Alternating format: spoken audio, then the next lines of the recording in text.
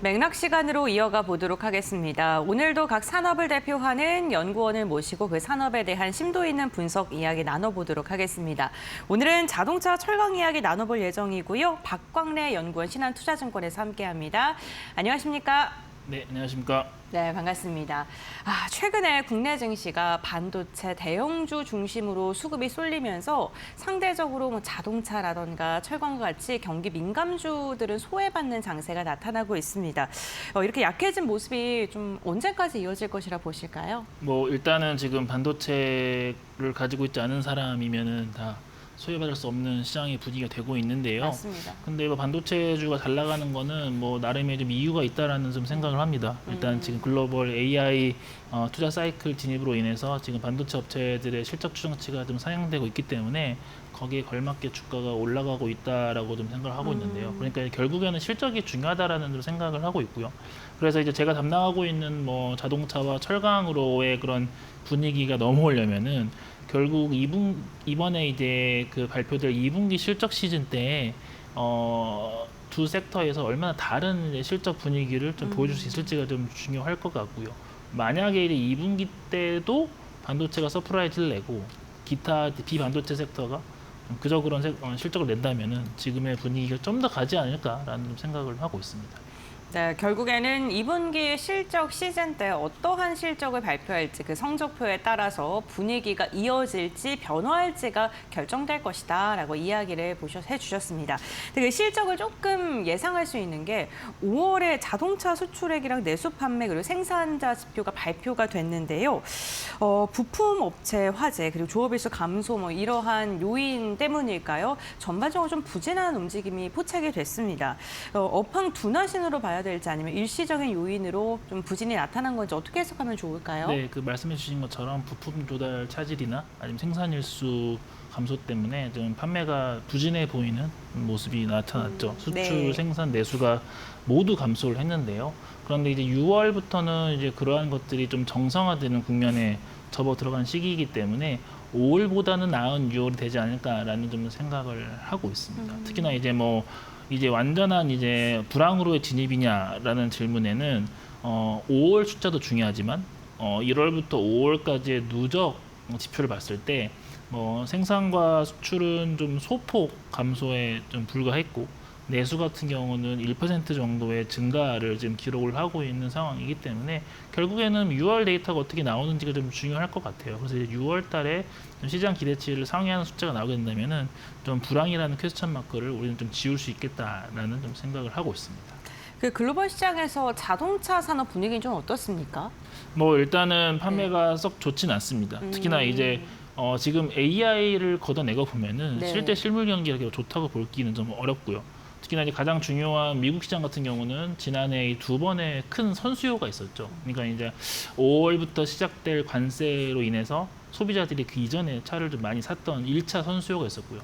그리고 10월부터는 전기차 세액공제 혜택을 종료하겠다라는 정책이 발표되면서 그거에 앞다퉈서 이제 6, 7, 8월 달에 9월까지도 이제 미국의 전기차 판매 굉장히 잘 됐는데 그 두 번의 큰 선수요가 발생을 했기 때문에 올해에는 미국 판매가 조금 둔할 수밖에 없고 기타 중국, 우리나라, 유럽 다 지금 썩 좋지 못한 지금 판매 실적을 좀 보이고 있어서 그 안에서 상대적으로 믹스를 개선시키고 상대적으로 점유율을 좀 올릴 수 있는 업체들은 그래도 좀 양호한 모습을 보일 수 있겠다라고 말씀을 드릴 수 있겠습니다. 네, 전반적으로 글로벌 시장에서 둔화세가 확인되고 있다라고 이야기를 해주셨는데 그렇다 보니까 지금 자동차 기업들을 바라볼 때 전기차를 얼마나 판매했느냐 이런 걸 보는 것보다는 로봇 모멘텀을 안고 있냐 아니면 주주 환원을 얼만큼 하냐 이러한 이슈에 더 집중하고 주가가 반응하고 있는 듯한 모습도 확인되고 있습니다. 하반기에 저희가 자동차 관련 기업들 바라볼 때 어떤 부분 주목해 보면 좋을까요? 네, 말씀을 해주신 것처럼 그냥 자동차 판매 대수만 보면은 지금 글로벌리 2에서 4% 정도 성장에 그치고 있는 상황이기 때문에 네. 그 자동차 판매 대수 그것보다는 그 주가 주변부를 지금 영향을 미치고 있는 내러티브나 아니면 주주 환원 이런 것들이 좀 더 중요한 변수가 되지 않을까라고 좀 생각을 하고 있습니다. 특히나 이제 하이브리드 같은 경우는 다른 내연기관이나 전기차 파워트레인보다 지금 수익성이 높습니다. 지금 현대차, 기아 둘 다 모두 공이 하이브리드가 수익성에 톡톡한 효자 노릇을 하고 있는데요. 하이브리드 비중이 올라올수록 수익성을 조금 지킬 수 있다라고 보시면 될 것 같고요. 주주환원 그 자체는 뭐 엄청나게 서프라이즈인 주주환원을 발표하기는 어렵겠으나 주주환원이 반복되면은 이러한 것들이 밸류에이션의 바닥을 좀 더 공고히 다질 수 있는 요인은 될 수 있다라고 말씀을 드리겠습니다.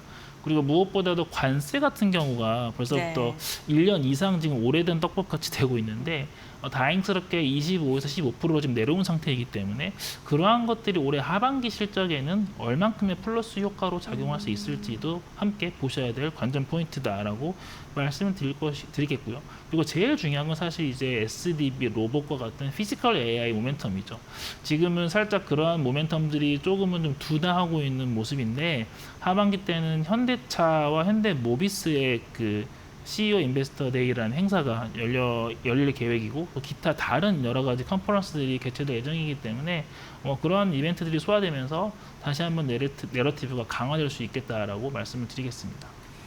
결국에는 자동차 관련 기업들도 피지컬 AI라든가 자율주행 로봇 모멘텀 엮어야지 그래야지 잘 갈 수 있다. 그 기대감 속에 주가가 상승할 수 있다라고 이야기를 해주셨습니다.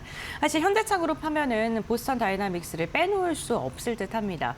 아틀라스에 대한 상용화 그리고 IPO에 대한 이야기까지 나오고 있는데 최근에 지분을 추가로 인수해서 완전 자회사를 하고 있다. 이러한 기사들도 좀 보이더라고요. 네. 현대차 그룹의 로봇 전략을 연구원님께서는 어떻게 바라보고 계실까요? 일단은 소프트뱅크가 가지고 있는 약 10% 정도의 지분을 현대차 그룹이 이제 되사온다라는 게 골자인데 저는 충분히 긍정적으로 평가할 수 있는 전략이다라고 말씀을 드리겠습니다. 일단은 조금 더 현대차 그룹의 그 영향력이 좀 더 커지게 되면은 IPO를 하거나 아니면 실제 사업을 영위하는 그런 과정에서 조금 더 그 패스트 트랙 느낌으로 좀 빠른 진행을 할 수 있다라고 좀 생각을 하고 있고요. 그리고 일단은 이번에 소프트뱅크로부터 얻어온 지분을 프리 IPO 과정에서 다른 이제 빅테크 업체로 넘길 수도 있기 때문에 그러한 것들이 이제 IPO 흥행으로도 연결될 수 있겠다라고 생각을 하고 있습니다. 근데 1차적으로는 보스턴 다이나믹스가 만들 휴머노이드 로봇을 현대차 그룹 공장에 지금 투입할 계획인데요. 이러한 것들이 실제 현대차나 기아의 생산성이나 수익성 개선에 얼마큼 기여할 수 있는지 숫자로 좀 확인할 수 있는 시간은 좀 더 지리할 수 있을 것 같은데 만약 그러한 것들이 숫자로 증명이 된다면은 28년 이후에 또 다른 레벨업이 가능하다라고 좀 생각을 하고 있습니다. 네, 알겠습니다.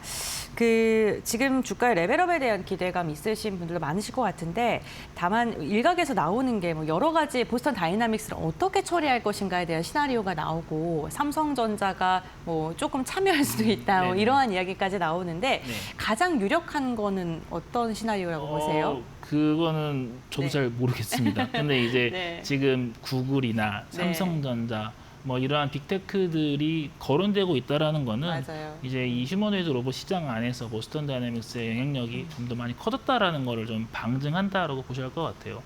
사실 작년 이맘때에도 휴머노이드 로봇에 이야기 있었지만은 이 정도의 시장에 관심이 없었거든요. 그러다가 이제 올해 1월달에 CES에서 휴머노이드 로봇을 시연함과 동시에 이런 기대감이 증폭이 되었는데 이제는 기대감 영역을 벗어나서 실제 숫자로 보여줘야 되는 단계로 접어들었다라고 좀 이해하시면 될 것 같아요. 그래서 이제 그러한 것들을 시장 참여자들이 좀 빨리 보고 싶어 하시는데 아무래도 이런 것들이 이제 바로 요 이 땅에서 되는 게 아니기 때문에 약간 거기에서 조금 줄다리기가 지금 일어나고 있다라고 좀 생각을 하고 있고 글쎄요 올해 연말 내년 넘어가면서 구체적인 타임라인이 공개될 수 있다라고 저는 믿고 있기 때문에 그러한 과정 속에서 주가 저평가가 좀 해소될 수 있다라고 말씀을 드리겠습니다.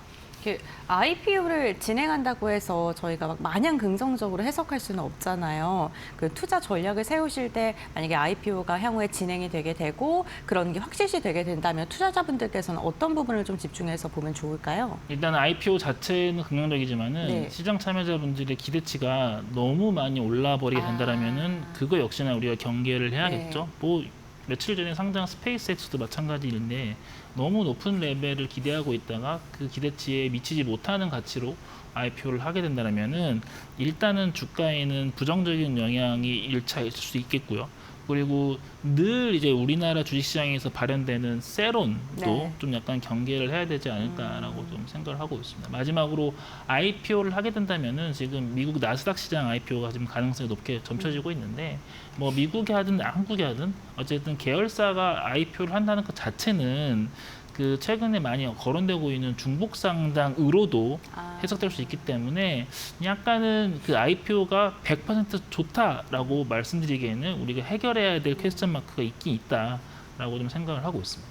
네, 알겠습니다. 현대차 그룹에 대한 이야기 나눠봤고요. 이번에는 철강 쪽으로 넘어가 보도록 하겠습니다. 최근 연구원님께서 작성하신 리포트를 보니까요. 글로벌 철강 공급 과잉이 고착화되고 있다. 이러한 평가를 해주셨더라고요. 이러한 부분이 국내 철강사 실적에는 얼마만큼의 부담으로 작용을 할까요? 매우 큰 부담으로 작용을 할 것입니다. 네. 왜냐하면 지금 이제 글로벌리 지금 산적해 있는 초과 공급 설비가 지금 6억 톤 정도에 있는 걸로 지금 추정이 되고 있는데 네. 이게 2028년께가 되면은 거의 7억, 8억 톤까지도 늘어난다는 전망이 나오고 있어요. 지금 그 글로벌 초과 공급 설비를 좀 없애려는 노력은 사실 2010년대 중반부터 실행이 되었던 것인데 그 이후에도 계속 지금 글로벌 오버캐파는 늘어나고 있는 실정입니다. 그래서 지금 특히나 이제 그 오버캐파가 많이 산적해 있는 지역은 중국인데요. 그 중국에서 오버캐파의 부담을 이제 이겨내지 못하고 밀어내기 식으로 수출을 해버린다면은 가장 인근에 위치해 있는 우리나라로 가장 많은 물량이 들어올 가능성이 농후하기 때문에 값싼 중국산과 경쟁을 해야 되는 상황이 연출되는 것이죠. 그리고 지금은 중국이 또 동남아 지역의 자회사나 기타 회사 같은 걸 세워가지고 그쪽으로 반제품을 수출을 하고 거기에서 최종재를 만들어서 다시 이제 우리나라로 들어오는 식으로도 지금 물건들이 늘어나고 있는데 뭐 그런 이제 몇 큐손을 먹고 들어오는 물량도 분명히 부담 요인이기 때문에 단기간 내에 해결될 수 없는 구조적인 문제다라고 생각을 하고 있습니다. 네, 철강에 대한 공급 과잉으로 인해 가격 부담감을 이야기해 주셨는데 사실 철강 산업 역시나 굉장히 많은 철강들의 종류가 있기 때문에 그걸 좀 나눠서 바라봐야 될 것 같습니다. 저마진 압력을 받고 있는 철강도 있고 특수강과 같이 방어력이 높은 품목을 생산하는 기업들도 있거든요. 저희가 좀 어떻게 구분해서 볼 수 있을까요? 일단은 뭐 팔았을 때 높은 마진을 낼 수 있는 거는 이제 조금 특수강 이제 네. 좀 고마진 제품에 보시면 될 것 같은데 근데 그거를 만드는 게 쉽지만은 않죠. 그걸 할 수 있다라면 모든 철강사들이 그걸 만들었을 텐데 실제로 그 고부강제를 만들 수 있는 업체는 몇 개 업체로 좀 국한되어 있고요. 뭐 대표적인 포스코 현대해철 같은 업체들을 생각하시면 될 것 같습니다. 특히나 포스코 같은 경우는 그 수익성을 나래비를 세워가지고 전사 평균 정도의 수익성을 내는 물건과 그리고 이제 그거를 많이 상회하는 수익성을 내는 물품을 좀 구분해서 따로 영업을 할 정도로 이 고부가 강제에 대한 영업을 특별히 관리를 하고 있는데 이러한 것들이 최근과 같은 좀 불황 구간에서는 수익성을 방어하는데 큰 효자 노릇을 할 수 있다라고 보시면 될 것 같아요. 그래서 이제 뭐 작년 1분기, 3분기 누적으로 놓고 보면은 포스코 철강의 전체 영업이익의 한 70%, 80%를 고부가 강제에서만 벌었다라고도 이해하시면 될 것 같은데 아무튼 이제 지금의 어려운 구간에서는 조금 더 특수한 철강을 만드는 업체에 좀 집중할 필요가 있고 그게 아니면 비철강 쪽에 대한 신사업을 투자를 하고 있는 업체에 조금 더 관심을 갖자라고 조금 말씀을 드리겠습니다. 네, 알겠습니다. 특수강 사업을 영위하고 있거나 비철강 부분에 투자를 하고 있는 기업들 눈여겨봐야 된다라고 이야기를 해주셨습니다. 마지막으로 하반기 투자 전략 저희가 조금 더 여쭤보도록 할 텐데요. 반도체 쏠림 현상이 지금 지속적으로 진행되고 있습니다만 그게 조금 완화가 되고 낙폭이 과도한 업종들로 순환매가 돌아가게 됐을 때 자동차랑 철강 업종도 좀 기대해 볼 만한 업종이지 않을까 싶은데요. 저희가 종목을 선별하거나 아니면 접근을 할 때 어떠한 기준으로 선택을 하면 좋을까요? 뭐 일단은 아까 잠깐 언급드린 것처럼 2분기 실적 프리뷰 리뷰 시즌 때 뭔가 실적 추정치가 상향 조정될 수 있는 업체를 좀 보자라고 말씀을 다시 드리겠고 근데 이제 둘 다 실적 추정치가 많이 개선되기에는 좀 가능성이 낮다라고 좀 생각을 하고 있어요. 그래서 이제 그 실적 말고도 그 주변부에 있는 내러티브가 굉장히 중요할 것 같은데 일단 자동차 같은 경우는 이제 아틀라스 양산에 지금 곧 돌입을 할 예정이기 때문에 거기에 실제적인 부품 투입을 할 수 있는 부품사들을 좀 집중해서 보자라고 생각을 하고 있고 대표적인 수혜 업종이 현대모비스가 될 것이라고 저는 생각을 하고 있습니다. 그리고 지금 현대차 그룹의 전반적인 피지컬 AI 전략 방향성은 굉장히 적절한 방향으로 가고 있다라고 좀 생각을 하고 있는데 그 현대차 주가는 그런 것들을 좀 많이 선반영하고 있는 모습이고 상대적으로 좀 주가가 많이 눌려 있는 기아도 지금 국면에서는 다시 한번 볼 필요가 되었다라고 말씀을 드리겠고요. 마지막으로 철강 같은 경우는 지금 포스코 홀딩스가 뭐 철강 그 자체도 잘 버티고 있지만은 비철강 사업 중에 하나인 리튬에서 지금 올해 안에 흑자 전환 가능성이 지금 매우 농후하게 점쳐지고 있습니다. 그래서 이제 리튬 쪽에서 이제 숫자를 낼 수 있는 포스코 홀딩스 지금 밸류에이션에서는 조금 다시 한번 볼 때가 되었다라고 말씀을 드리겠습니다. 네, 알겠습니다. 오늘 자동차 철강 업종에 대한 이야기를 나눠봤습니다. 자동차 쪽에서는 기아 그리고 현대모비스에 대한 언급을 해주셨고요. 철강 같은 경우에는 비철강 사업에서 지금 성과가 기대되는 포스코홀딩스에 대한 이야기도 해주셨으니까요. 이 부분 철강과 자동차 산업 관심 있으신 분들은 투자 전략 세우시는데 참고해 보시면 좋겠습니다. 오늘 박강래 연구원과 함께 자동차 철강 분야에 대한 이야기 나눠봤고요. 오늘 말씀 여기까지 듣겠습니다. 고맙습니다.